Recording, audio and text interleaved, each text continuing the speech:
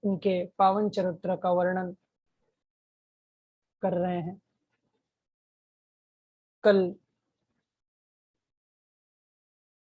की कथा में हमने श्रवण किया कैसे वो 5 वर्ष का बालक ध्रुव को अपमानित किया सुरुचि ने। जिस अपमान को जब सहन नहीं कर पाए तो माँ के पास आए और सुनीति ने भजन का रास्ता खोल दिया कि बेटा तू नारायण का तप कर, भजन कर।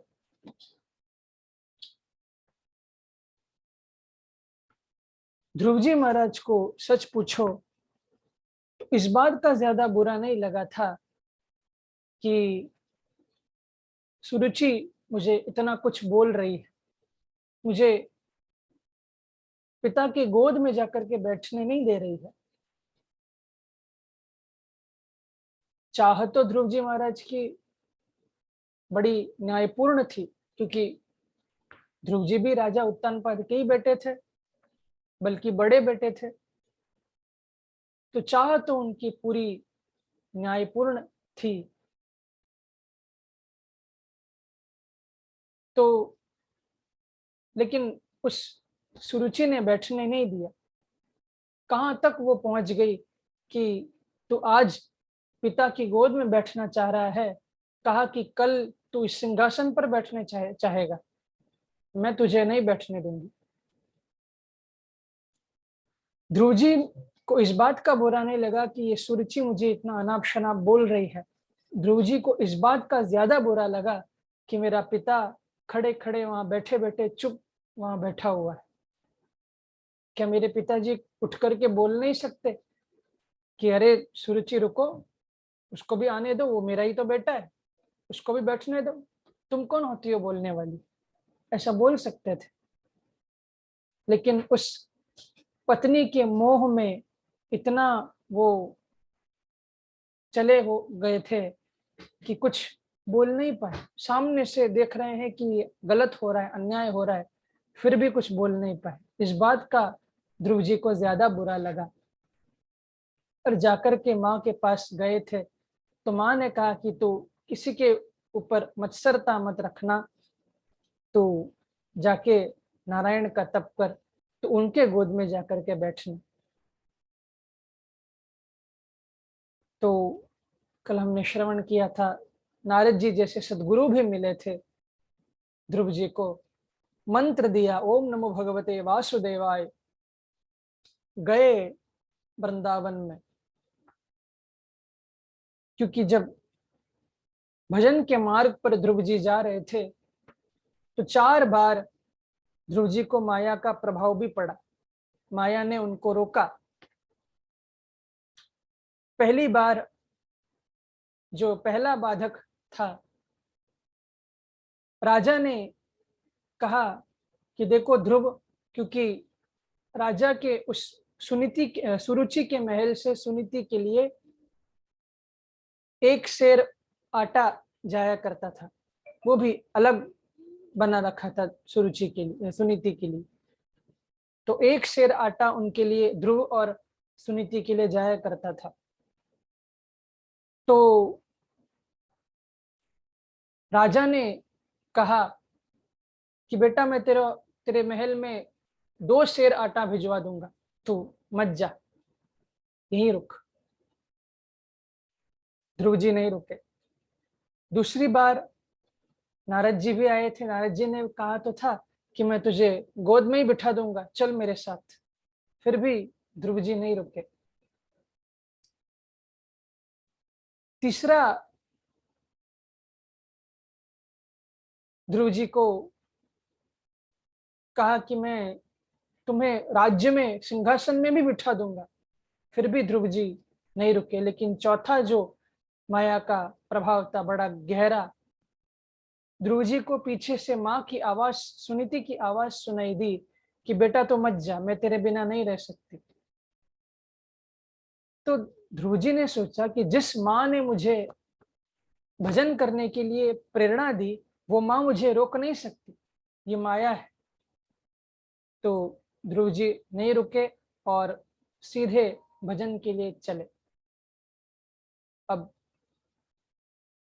ध्रुव जी जैसे उस छोटे से बालक के लिए भी जब माया विक्षेप डाल सकती है, तो सोचो हम तो भजन शायद हमने शुरू भी नहीं किया,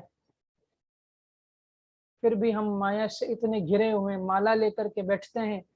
याद आता है ऑफिस की कि आज क्या काम हुआ होगा, आज क्या काम रहा होगा, कौन सा काम मेरे लिए रुका हुआ है। भजन में मन नहीं लगता। परिवार में, समाज का चिंता, इसमें ही मन डोलता रहता है। तो ये सब माया के विक्षेप ही हैं। लेकिन एक साधक जो भजन में निष्ठ है, जिसका लक्ष्य बिहारी जी हैं, जिसको बिहारी जी को पाने का लक्ष्य जिसने बना लिया है, वो इन विक्षेपों से डरता नहीं है, वो तो आगे बढ़ते ही रहता है। ध्रुव जी आगे गए, वृंदावन गए और 6 महीने ध्रुव जी ने कठिन तप किया। कहा है श्रीमद् भागवत में, त्रात्रांते कपित्थ बदराशना। 3 महीने, एक जो पहला महीना था उसमें 3 दिन का संकल्प लिया ध्रुव जी ने कि 3 दिन में मैं एक बार कपित्थ का फल खाऊंगा। दूसरे महीने में ध्रुव जी ने यह संकल्प लिया 6 दिन का। कहा कि 6 दिन में एक बार मैं सूखे पत्तों का चूर्ण बना करके मैं खाऊंगा और भजन करूंगा। फिर तीसरे महीने में 9 दिन का संकल्प लिया कि 9 दिन में एक बार मैं यमुना जी से जल पीऊंगा और भजन करूंगा। धीरे धीरे वो अपने वो तप वो बढ़ा रहे हैं। और फिर चौथे महीने में 12 दिन का संकल्प किया कि 12 दिन में एक बार मैं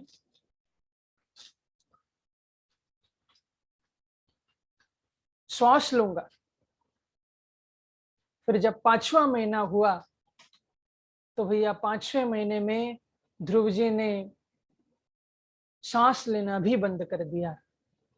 एक अंगूठे माने पैर के एक अंगूठे पर खड़े होकर के ध्रुव जी तप कर रहे थे। तो ध्रुव जी ये सिखा रहे हैं कि भैया भजन में आगे बढ़ो तो धीरे धीरे आगे बढ़ो, लेकिन एकदम से गति थोड़ी सोच समझ करके, विचार करके गति हम पकड़े। कुछ कभी कभी जोश में जब व्यक्ति भजन के लिए बैठता है तो एकदम बोले मैं आज 16 क्या, आज तो मैं 108 माला आज ही कर दूंगा। फिर दूसरे दिन पूरा ढीला हो जाता है। ऐसा नहीं, धीरे धीरे आपकी क्षमता के अनुसार भजन को आगे लेकिन बढ़ाइए।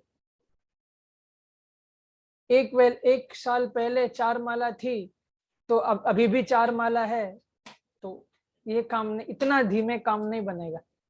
धीरे धीरे, क्योंकि जब भजन धीरे धीरे बढ़ता है तो धीरे धीरे फिर संसार से वो अटैचमेंट धीरे धीरे कम होता है। अगर भजन नहीं बढ़ेगा, जैसे जब सामान्य थोड़ा कफ कोल्ड हमको हो तो पैरासीटामोल से काम चल जाता है, एक छोटी सी दवाई से काम चल जाती। लेकिन कोई बड़ी भयानक बीमारी हो तो थोड़ा डोज बढ़ाना पड़ता है। तो ऐसे ही भैया हमारे अंदर इस चित्त में न जाने कितने जन्मों का वो धूल भरा पड़ा है। चैतन्य महाप्रभु ने कहा ना, चेतो दर्पण मार्जनम भव महा दावाग्नि निर्वापणम।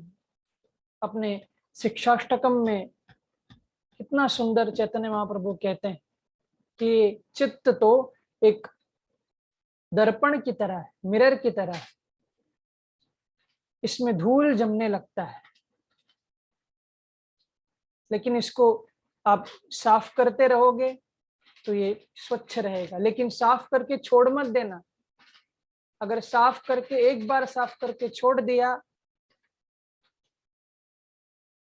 तो फिर धूल जमना शुरू हो जाएगी। तो इसको निरंतर साफ करते रहो। तो इसको साफ कैसे करोगे? चेतो दर्पण मार्जनम भव महादावाग्नि निर्वापणम श्रेय कैरव चंद्र का वितरणम विद्यावधु जीवनम श्री कृष्ण संकीर्तनम।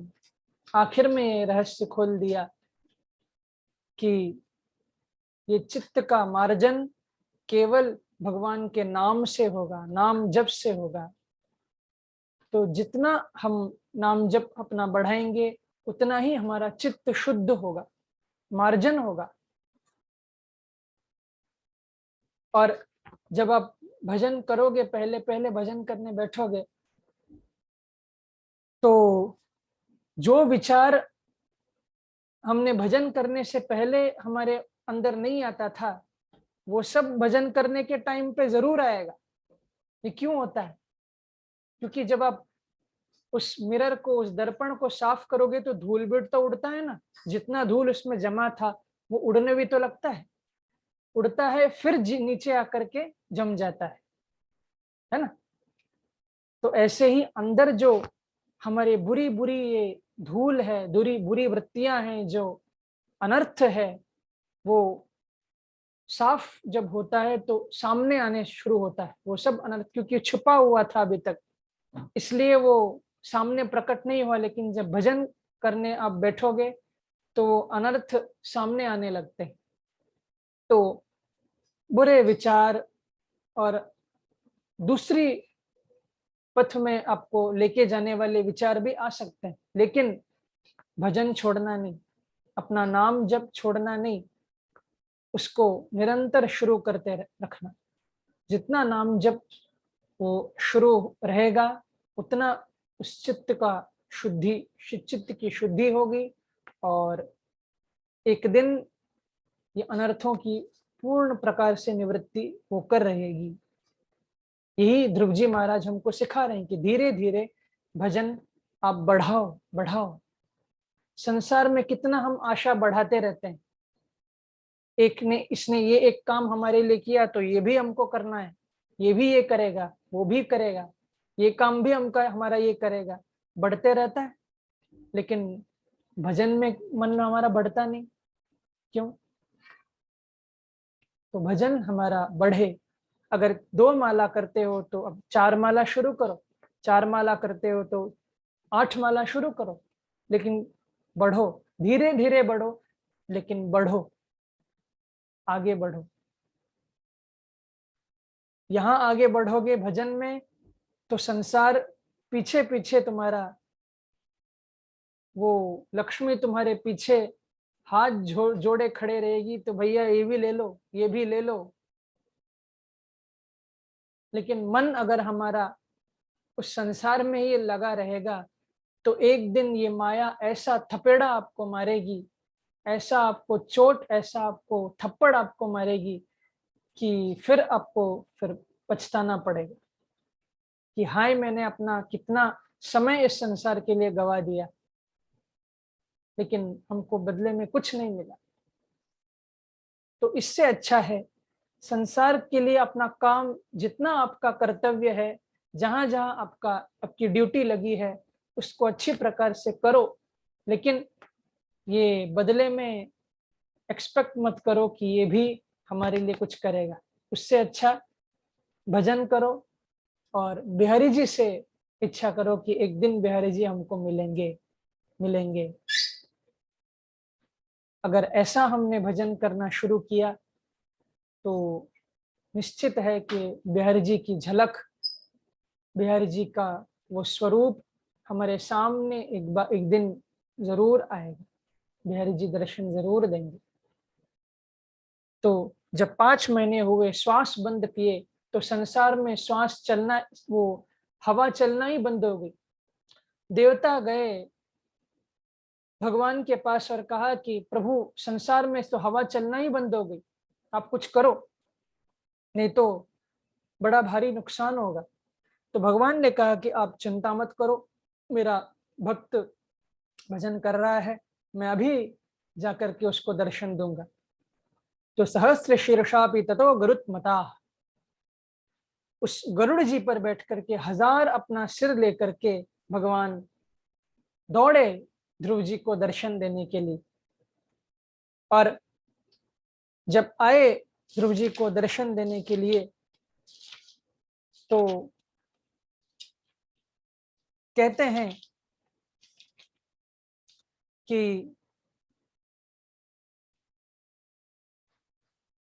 ध्रुव जी तो दर्शन लेने के लिए आंखें बंद करके अपना भजन कर रहा था, लेकिन आए तो भगवान ध्रुव जी को दर्शन देने थे, लेकिन स्वयं आकर के ध्रुव जी का दर्शन करने लगे बिहारी जी।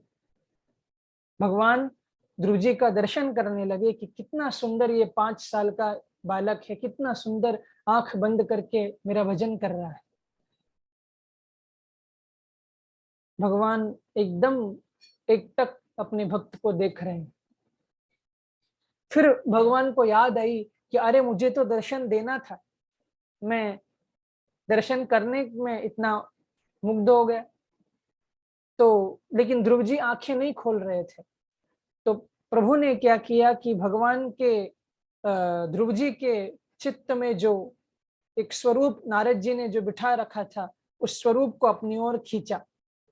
तो छटपटाने लगे ध्रुव जी, और छटपटा करके ध्रुव जी ने आंखें खोली और साक्षात प्रभु का दर्शन वहां किया। बोलो भक्तवत्सल भगवान की जय।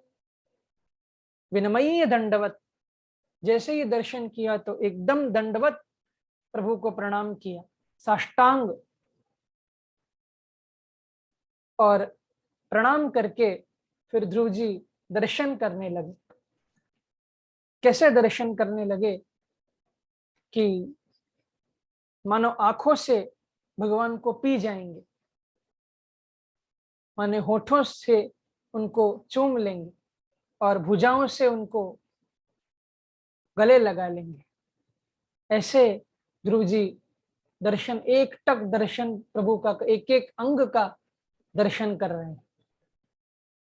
तो हम मंदिर में भी जाएं तो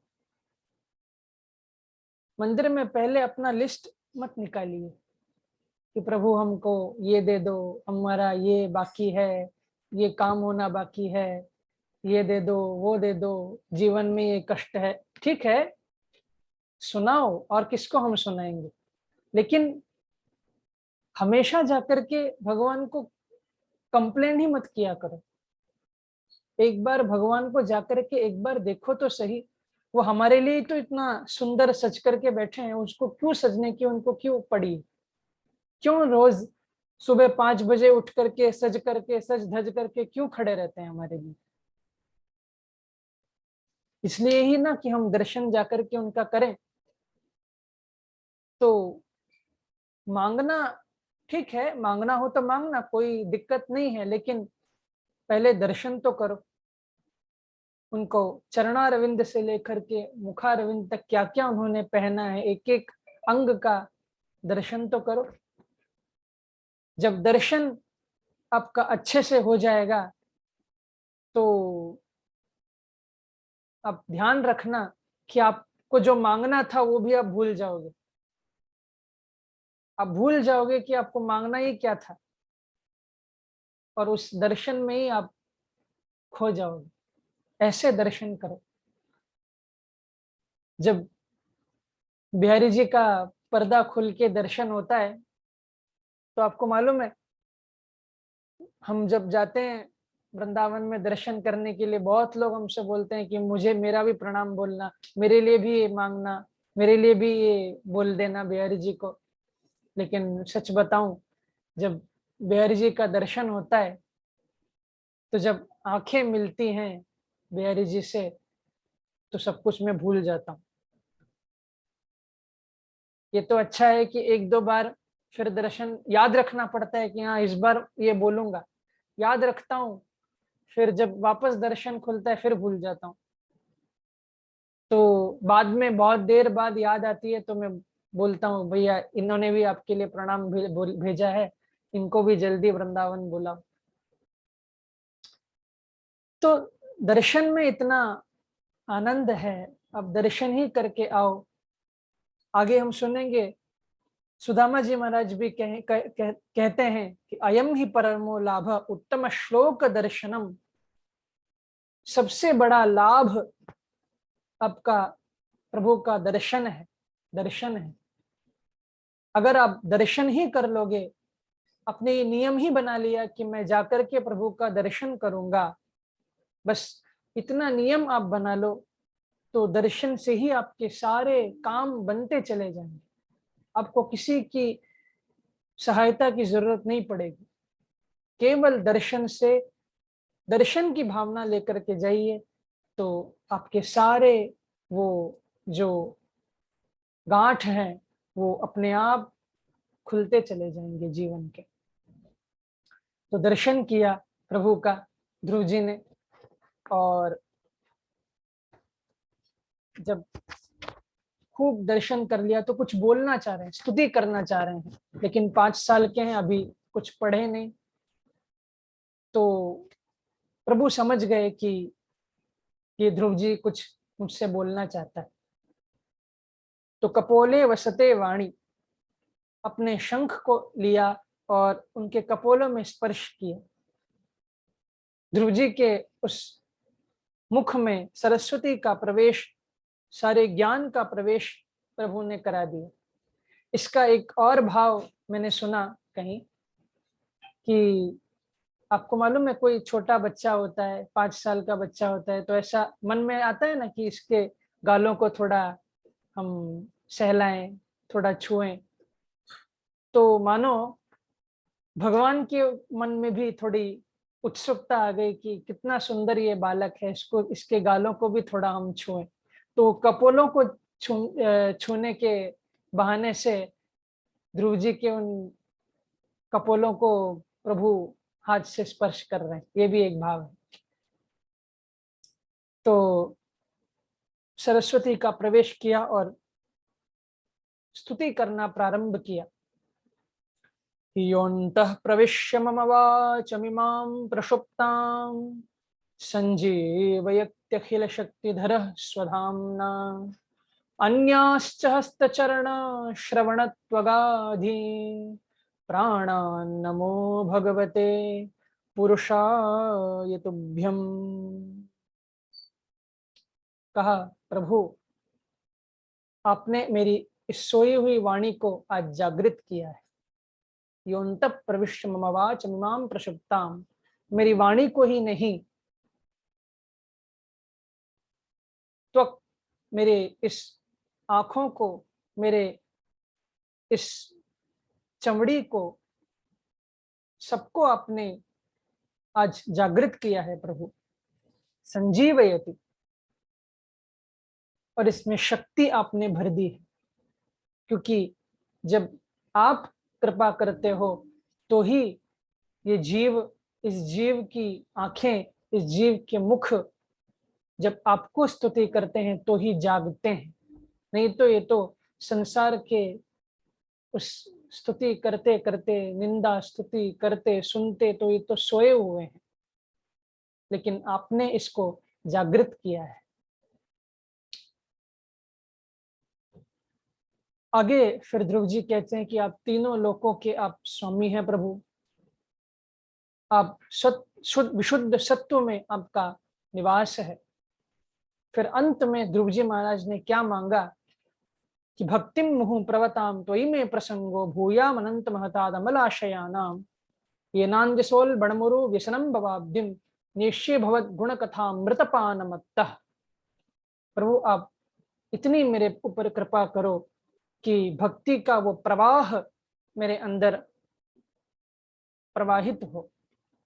अमलाशयानाम, जो आपके अमल, जो विमलात्मा, अमलात्मा जो आपके भक्त हैं, उनका हमको सत्संग आप प्रदान करते रहो, जिस सत्संग को प्राप्त करते करके आपकी कथा को सुनते सुनते आपकी कथा में मैं मदमस्त रहूं, मैं डूबता रहूं उस कथा में, इतना आप कृपा मेरे ऊपर करो।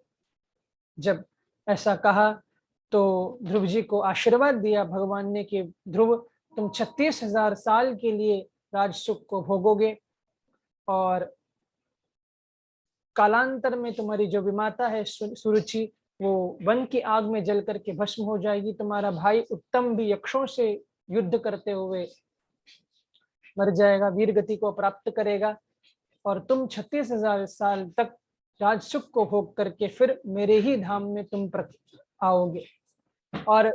और एक बात सुनना ध्रुव, आज से मैंने तुम्हारे लिए एक लोक ही बना दिया, ध्रुवलोक मैंने बना दिया, जिस ध्रुवलोक को, जिस वो ध्रुव, उस तारा के चारों ओर सप्त ऋषियां परिक्रमा करेंगे तुम्हारा,